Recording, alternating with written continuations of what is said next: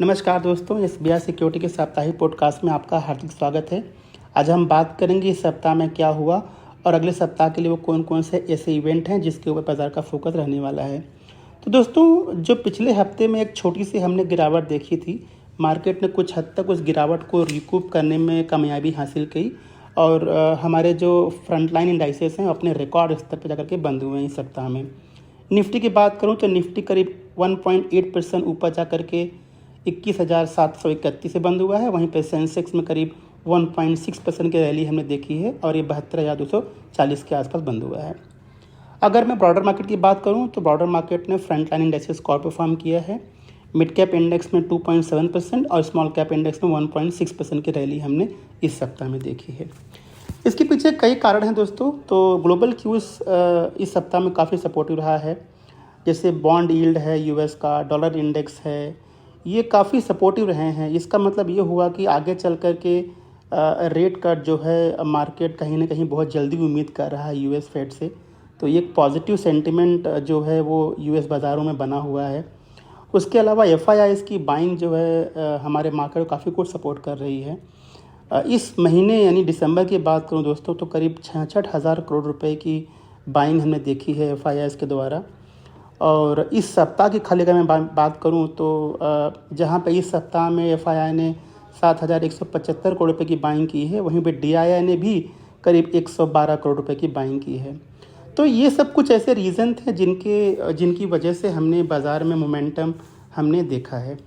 कुछ ऐसे थीम, कुछ ऐसे सेक्टर जो फोकस में रहे सप्ताह में, जैसे डिफेंस, रिन्यूएबल एनर्जी, इंफ्रास्ट्रक्चर, इन कंपनियों के या इन सेगमेंट के जो कंपनियां हैं उनमें काफ़ी कुछ अच्छा हमने देखने को मिला, क्योंकि उनके पास काफ़ी कुछ ऑर्डर इस सप्ताह में आए। जैसे एलएनटी है, कल्पतरु पावर है, सुज़लॉन एनर्जी है, आइनॉक्स विंड है।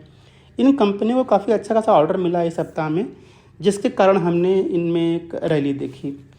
अगले सप्ताह की बात करूं दोस्तों तो अगले सप्ताह में जो शुरुआत होगी थोड़ी सी फीकी रह सकती है, क्योंकि ज़्यादातर जो बड़े ग्लोबल मार्केट हैं वो बंद रहने वाले हैं नए साल की वजह से। तो थोड़ा सा हमें ग्लोबल क्यूज़ थोड़ा सा हमें शायद फीका मिल सकता है। हालांकि डोमेस्टिक मार्केट में एक्शन हमें देखने को मिल सकती है, क्योंकि जैसे जीएसटी कलेक्शन है दिसंबर महीने का, वो डेटा आएगा। उसके अलावा ऑटो कंपनियां अपने दिसंबर सेल्स जो है वो पब्लिश करेंगी। उसके अलावा मैन्युफैक्चरिंग और सर्विस पीएमआईज़ हैं जो डेटा पब्लिश होगा मैक्रो फ्रंट पे। तो ये कुछ ऐसे चीज़ें हैं जो बाज़ार को इंगेज जो है करेंगे अगले सप्ताह के लिए। अगर मैं दोस्तों इस सप्ताह की जो सेक्टोरल इंडाइसेस में की बात करूं मैं, तो आईटी को अगर हम छोड़ दें तो लगभग सभी इंडाइसेस अपने पॉजिटिव जोन में जाकर के बंद हुई हैं। BSE auto, metal, FMCG, PSU, realty, health care, capital goods, oil and gas, इन सारे इंडाइसेस में जो है 1.5% से लेकर के 4% की रैली हमने देखी है। जबकि आईटी केवल एक ऐसा सेक्टर रहा है जो करीब 0.5% नीचे जाकर के बंद हुआ है इस सप्ताह में। आइए बात करते हैं कुछ गेनर्स एंड लूजर्स की निफ्टी में। तो जो टॉप गेनर्स एंड सेक्टर, जो टॉप 5 गेनर्स हैं जो हमने कैप्चर किए हमारे रिपोर्ट में निफ्टी के, वो टाटा कंज्यूमर प्रोडक्ट हैं, Hindalco, Tata motors, Bajaj auto, MNM. ये कुछ 5 कंपनियां हैं जो इस सप्ताह में टॉप गेनर्स की लिस्ट में शामिल हुई हैं। वहीं पे Infosys, TCS, Adani ports, tech Mahindra, कुछ ऐसे स्टॉक हैं जो कि इस सप्ताह में टॉप 5 लूजर्स की कैटेगरी में आते हैं। एफआईआईज़ का डेटा हमने ऑलरेडी डिस्कस कर लिया दोस्तों। तो कुछ ऐसे और मॉनिटरेबल इवेंट जिसको मार्केट जो है वो क्लोजली ट्रैक कर, जैसे कि इंडियन रुपी जो काफ़ी हद तक इस सप्ताह में स्टेबल रहा है। उसके अलावा क्रूड के प्राइसेस जो 2-3 दिन पहले करीब 2% चढ़ करके $81 के आसपास पहुंच गए थे, वो थोड़ा सा नीचे आए हैं, क्योंकि जो रेड सी का जो लॉजिस्टिक या जो रेड सी में जो प्रॉब्लम था वो थोड़ा सा ईज आउट हो रहा है। उसकी वजह से हमने क्रूड के प्राइसेस में जो है थोड़ी सी गिरावट हमने देखी, जो कि हमारे मार्केट के लिए लॉन्ग टर्म में पॉजिटिव है। आइए बात करते हैं ऐसी कुछ कंपनियां जिनको हमने अपने रिपोर्ट में कैप्चर किया है, इस सप्ताह में फोकस में रही हैं। तो पहले है टाटा मोटर्स। तो टाटा मोटर्स को एक ऑर्डर मिला है Uttar Pradesh state road transport corporation से 1350 बसों की सप्लाई का। तो ये पॉजिटिव है टाटा मोटर्स के लॉन्ग टर्म में। SJVN सतलज जल विद्युत निगम लिमिटेड को करीब 100 मेगावाट का एक सोलर पावर का प्रोजेक्ट मिला है, जिसकी वैल्यू करीब 550 करोड़ रुपए के आसपास का है। तो ये पॉजिटिव है SJVN के लिए लॉन्ग टर्म में। सुजलॉन्ग को करीब 500 मेगावाट का एक ऑर्डर मिला है, जो कि इनके लिए पॉजिटिव है लॉन्ग टर्म में। तो सुजलॉन भी जो है इस सप्ताह में फोकस में रहा, और हमें उम्मीद है कि जिस तरह से उनके पास ऑर्डर इनफ्लोज आ रहे हैं वो आगे चल के अच्छा परफॉर्म कर सकते हैं। आइनॉक्स विंड को करीब 279 मेगावाट का एक ऑर्डर मिला, तो ये भी उनके लिए जो है लॉन्ग टर्म में पॉजिटिव है। L&T को करीब 5000 करोड़ रुपए का ऑर्डर मिला है, जिसमें पावर और वाटर सप्लाई सिस्टम के लिए उनको सऊदी अरेबिया से एक कॉन्ट्रैक्ट मिला है। तो ये लॉन्ग टर्म में उनके लिए पॉजिटिव हो सकता है। आरती इंडस्ट्रीज़ इस सप्ताह में फोकस में थी, क्योंकि कंपनी ने जो है ग्लोबल एग्रोकेम के साथ में, या ग्लोबल जो एग्रोकेमिकल कंपनी उनके साथ में एक टाई अप किया है, जहाँ पे वो निश एग्रो केमिकल इंटरमीडिएट जो है वो सप्लाई करेंगी अगले 9 सालों के लिए, और इसकी वैल्यू करीब 3000 करोड़ रुपए की आसपास की है। तो ये पॉजिटिव है आरती इंडस्ट्रीज़ के लिए लॉन्ग टर्म में। KEC इंटरनेशनल सप्ताह में फोकस में रहा, जहाँ पे कंपनी ने इस सप्ताह में 1566 करोड़ रुपए का उनको ऑर्डर मिला, और ये एक अलग अलग सेगमेंट के लिए है। तो ये पॉजिटिव हो सकता है KEC के लिए लॉन्ग टर्म में। कल्पतरु पावर इस सप्ताह में फोकस में रहा, जहाँ पे कंपनी को करीब 3244 करोड़ रुपए का ऑर्डर मिला है उनके अलग अलग वर्टिकल्स में। HD housing and urban development corporation हुडको इस सप्ताह में फोकस में रहा। हमने स्ट्रॉन्ग रैली देखी इस कंपनी के शेयर में, जहाँ पे कंपनी ने ये कहा है कि उन्होंने गुजरात गवर्नमेंट के साथ में एक MOU साइन किया, जहाँ पे वो करीब 14,500 करोड़ रुपए का इन्वेस्टमेंट करेंगे, ताकि वो आगे चल करके जो हाउसिंग प्रोजेक्ट हैं और जो है वो फाइनेंस करें गुजरात में। तो हुडको के लिए एक पॉजिटिव डेवलपमेंट था इस सप्ताह के लिए। उसके अलावा NBCC को करीब 89 करोड़ का ऑर्डर मिला दिल्ली मेट्रो रेल कॉरपोरेशन से। तो एक पॉजिटिव था जो है NBCC के लिए। तो दोस्तों ये कुछ कंपनियां थी जो इस सप्ताह में फोकस में रहीं। आइए बात करते हैं वो कौन कौन से स्टॉक रिकमेंडेशन जो हमने इस सप्ताह में दिया है हमारे क्लाइंट्स के लिए। तो पिक ऑफ द डे में, जो कि हमारा एक शॉर्ट ड्यूरेशन कॉल होता है, डिलीवरी कॉल होती है हमारे क्लाइंट्स के लिए, और जिसका जो ड्यूरेशन है करीब 3 से 6 महीने के आसपास का होता है। तो पिक ऑफ द डे में हमने 4 स्टॉक रिकमेंड किए हैं।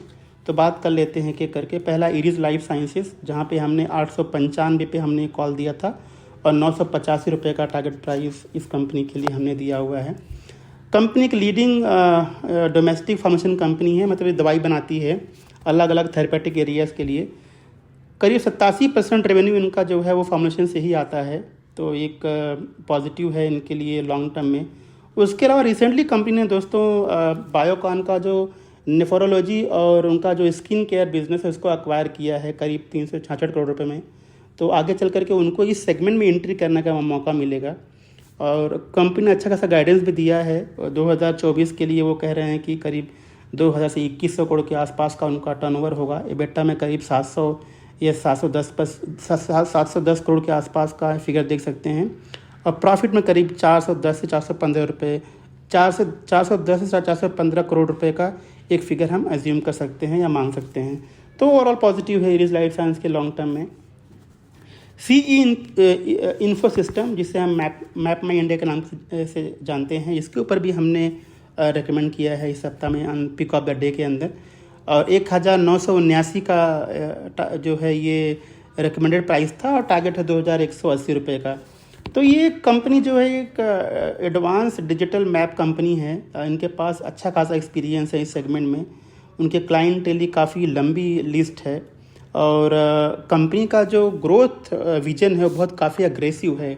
2027 तक के करीब 1000 करोड़ का टर्नओवर अचीव करने की उम्मीद रखते हैं, जिसका मतलब ये हुआ कि करीब 35 से 40% का एक कंपाउंडेड ग्रोथ हम देख सकते हैं आगे चल करके। तो ओवरऑल ये कंपनी काफ़ी बढ़िया है, और हमें लगता है कंपनी फ्यूचर में अच्छा करेगी।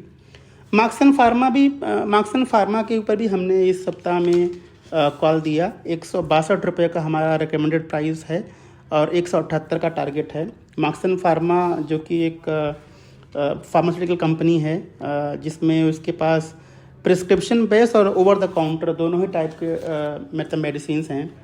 और कंपनी जो है बड़े बड़े जो ब्रांडेड रिटेल फॉर्मेट्स हैं उनको ये प्रोडक्ट सप्लाई करती है। करीब 15,000 SKUs और करीब 300 टाइप के प्रोडक्ट उन्होंने रजिस्टर किए हुए हैं। तो ओवरऑल एक पॉजिटिव है इस कंपनी के लिए। सेकेंड क्वार्टर का रिजल्ट काफ़ी बढ़िया था। रेवेन्यू में करीब 17% और प्रॉफिट में करीब 40% का ग्रोथ हमने इस क्वार्टर में हमने देखा, सेकेंड क्वार्टर में। तो ओवरऑल ये काफ़ी बढ़िया है कंपनी के लिए लॉन्ग टर्म में। दूसरा जो चौथी कंपनी हमने रिकमेंड की इस सप्ताह में पिक ऑफ द डे में, वो था Gujarat mineral development corporation GMDC। 409 पे हमने रिकमेंड किया है और टारगेट है 490 रुपये का। ये एक लीडिंग प्लेयर है दोस्तों माइनिंग एंड मिनरल्स में, और भारत का ये सेकेंड लार्जेस्ट प्रोड्यूसर है लाइनाइट बेसिकली एक कोल का जो है यूँ कह सकते हैं कि सब्स्टिट्यूट है जिसका इस्तेमाल पावर बनाने में किया जाता है। और क्योंकि ये प्रोडक्ट जो है भारत में 30 से 40% डिस्काउंट पे बिकता है कोल की कंपैरिजन में, तो कंपनी को काफ़ी अच्छा खासा सेल्स मिलता है इस सेगमेंट से। और कंपनी ने उड़ीसा में एक प्रोजेक्ट जो है वो बिड किया है कोल माइनिंग के लिए, जहाँ पे प्रोवन रिजर्व करीब 1700 मिलियन मेट्रिक टन की है और अगले 5 साल में करीब ये 5,000 करोड़ का इन्वेस्टमेंट करने वाली हैं। तो ओवरऑल जो है ये पॉजिटिव है कंपनी के लिए और हमें लगता है कंपनी अच्छा करेगी। दोस्तों इसके अलावा अगर हमारा रिपोर्ट ओपन करेंगे तो उसमें बहुत सारे डिटेल्स हमने मेंशन किए हैं, जैसे आगे चल के कौन कौन सी कंपनियां जिनके कॉर्पोरेट एक्शन आने वाले हैं, जैसे डिविडेंड है, बोनस है, स्टॉक स्प्लिट है, या फिर अगले आने वाले कुछ समय में कौन कौन सी ऐसी कंपनियां हैं जिनमें हमें कॉर्पोरेट एक्शन देखने को जो है वो मिल सकता है। तो आप हमारे वेबसाइट पे जाकर के इस रिपोर्ट को आप डाउनलोड करके आप पढ़ सकते हैं और जानकारी ले सकते हैं। तो ये था हमारा इस सप्ताह का पॉडकास्ट। हमें सुनने के लिए बहुत बहुत धन्यवाद। और सबसे पहले तो मैं आप सभी को आने वाले नए वर्ष के लिए ढेर सारी शुभकामनाएं देता हूं और उम्मीद करता हूं कि जिस तरह से ये साल अच्छा रहा हमारे मार्केट के लिए, अगला साल भी हमारे लिए अच्छा रहे। हमें सुनने के लिए बहुत बहुत धन्यवाद और अगले सप्ताह के ट्रेड के लिए ढेर सारी शुभकामनाएं। Thank you. Investment in securities market are subject to market risks. Read all the related documents carefully before investing.